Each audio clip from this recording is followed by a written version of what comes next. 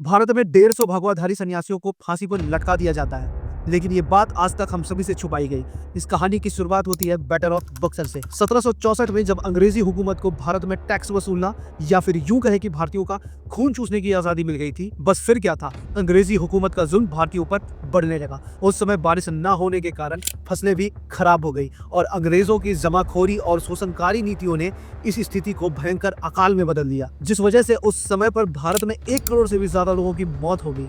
लेकिन ऐसे महाकाल के समय भी लुटेरे अंग्रेजों ने अपना टैक्स वसूलना नहीं छोड़ा। उस समय भारत में एक धार्मिक परंपरा हुआ करती थी, जब काफी सारे सन्यासी और फकीर नॉर्थ इंडिया से बंगाल यात्रा पर जाया करते थे और इन्हीं सन्यासियों और फकीरों को रास्ते में पड़ने वाले गांव के लोग भी मदद दिया करते थे ताकि उनका सफर आसानी से बीत जाए। लेकिन अंग्रेजों के अत्याचार की वजह से इन सन्यासियों को भिक्षा मिलना बंद हो गई। ऐसे में उनके पास अपनी जीविका चलाने के लिए बस एक ही सहारा था और वो थे जमींदार। लेकिन जब अंग्रेज सरकार ने यह देखा कि ऐसे महाकाल के वक्त भी भारतीय एक दूसरे की मदद करने में पीछे नहीं हट रहे, तो उन्होंने भारतीयों के बीच फूट डालने की नीति तैयार करी और हमारे संतों को ठग, लुटेरा और आवारा घोषित कर दिया गया।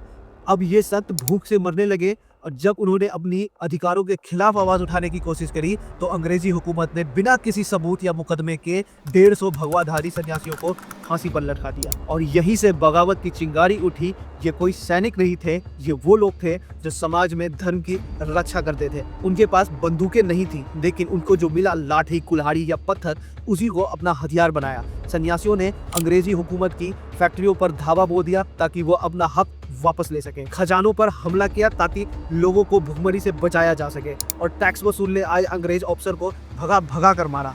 ये संघर्ष लगभग 1760 से लेकर 1820 तक चला। आज हम 1857 की लड़ाई को भारत की पहली क्रांति कहते हैं, लेकिन सबसे पहली क्रांति इन भगवाधारी साधुओं ने अंग्रेजी हुकूमत को खुली चुनौती देकर की थी। ये कोई सत्ता की लड़ाई नहीं थी, ये लड़ाई बस 2 वक्त की रोटी की और अपने अधिकारों के लिए थी। लेकिन अफसोस, इतिहास के पन्नों में इस लड़ाई पर कोई नामो निशान नहीं है।